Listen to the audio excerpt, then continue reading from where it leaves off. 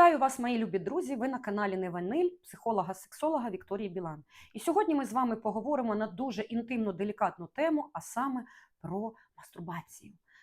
Цей термін адаптивна, дезадаптивна мастурбація. Про що це? Ми поговоримо також про міфи, про стигми, про моралізаторський підхід. І що з цим робити? Чи мастурбація дійсно зло? Чи це, можливо, новий підхід в лікуванні? Давайте поговоримо про історію. Раніше мастурбацію вважали злом. Чому? Тому що вважалось, що чоловік він втрачає сперму, коли він мастурбує і не кінчає в жінку, і жінка не може завагітнити. Це був такий застарілий християнський догматичний підхід. І я навіть в Чеському музеї, про який в мене є відео, бачила костюми. Тобто на чоловіків навіть надягали спеціальні костюми, які не дозволяли йому мастурбувати.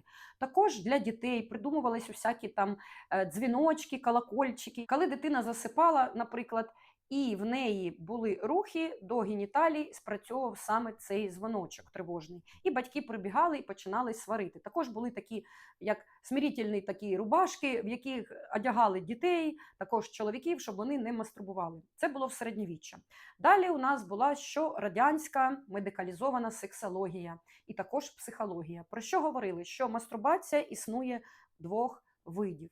Яка? Дезадаптивна і адаптивна. Це підхід застарілий, він моралізаторський, він виник саме з радянської сексології, тому що вважали, що це симптом. Тобто мастурбацію розглядали як симптом. Якщо він вам заважає жити, заважає думати про щось інше, про роботу і так далі, тобто ви маєте бути робочим гвинтиком і не думати про любощі і пестощі, навіть один з собою або одна з собою, то казали, що це мастурбація дезадаптивна. Тобто вона вас дезадаптує, відштовхує від суспільства і вам неможливо з цим впоратись самим, і навішували ярлик дезадаптивна мастурбація.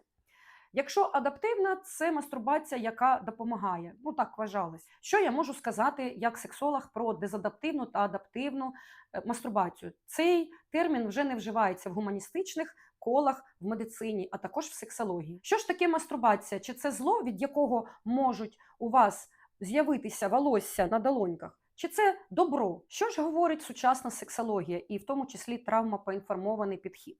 Вона говорить, що немає поганої чи доброї, гарної мастурбації, вона розглядається як функція.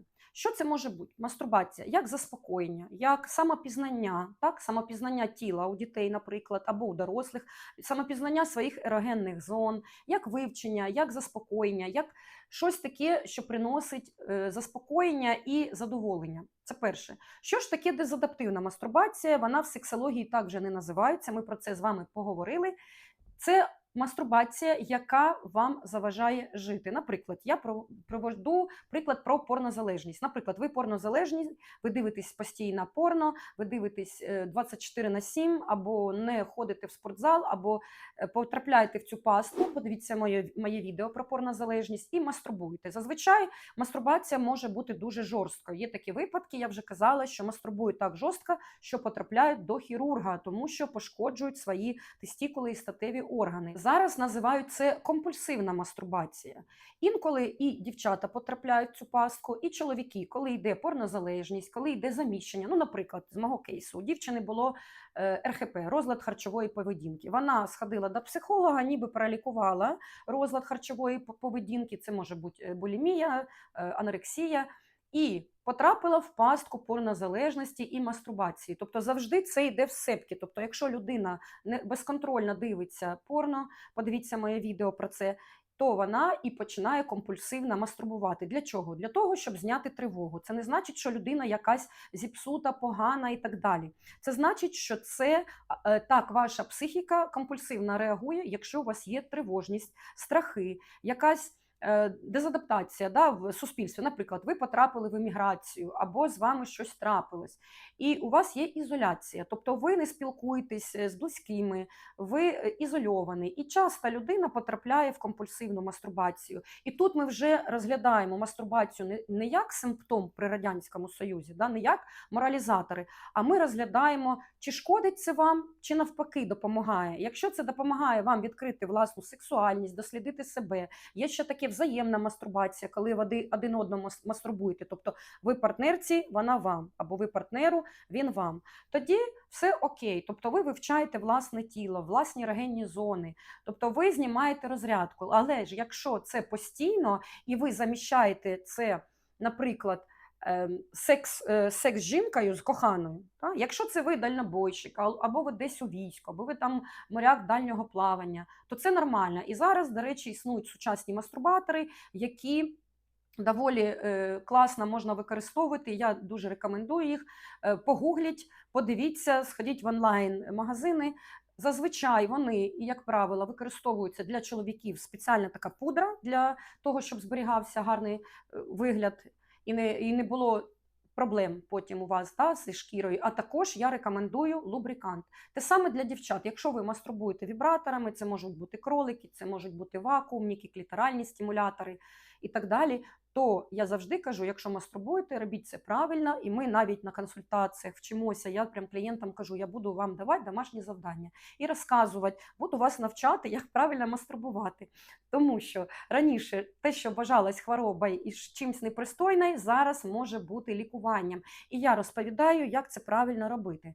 Ви зрозумієте, що це непогано, але вам треба таке місце вибрати, де вас би ніхто не турбував, і вивчати своє тіло. Тобто, дивіться, можна і задовольнити себе, і партнерку, і вивчити своє тіло, і ерогенні зони, і не мастурбувати компульсивно. Тобто, якщо ви помітили, що ви знімаєте напругу, якщо у вас після цього з'являється провина, сором, почуття, якийсь страх, або так, що ви потім не можете зробити партнерку задовольнити, це стосується чоловіків, тобто вони звертаються, а то швидко кінчаю, а то не можу кінчити, а то взагалі в мене не стоїть, як вони кажуть, на полшестого, то це значить, що, можливо, ви дивитесь порно, ви мастурбуєте, і вже секс з партнеркою або з партнером вам не такий класний, він не такий смачний, не такий кайфовий, тому що у вас змінюються нейронні зв'язки, тому що мастурбація під порно, вона завжди більш така, ну, як наркотик, вона засасує, вона затягує, тому що порно – це насправді наркотик,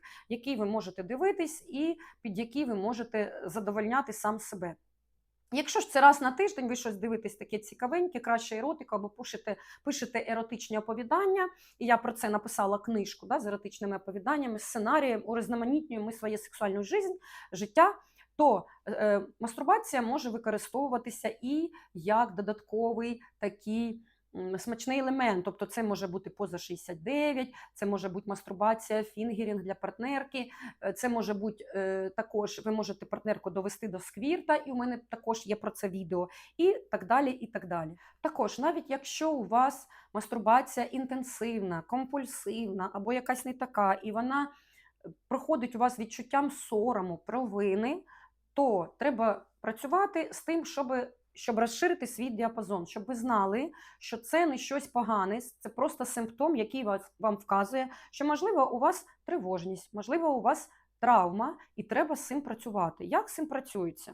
Це працюється з психологом-сексологом, і ви вивчаєте свій репертуар, скажімо так. Як є репертуар в кожного співака, так є і репертуар у людини з сексуальністю. Тобто ваша вже справа її розширити, дізнатись про себе більше. Ми не заміщаємо, ми не заміняємо, ми просто вивчаємо, як можна з цим жити і які можуть бути ще інші варіанти. Наприклад, для того, щоб людина не мастурбувала дуже часто, я кажу, які у вас є ще хобі, крім цього. І люди інколи підвисають, тому що вони забувають. Тобто, який у вас є репертуар і діапазон, як у співаків.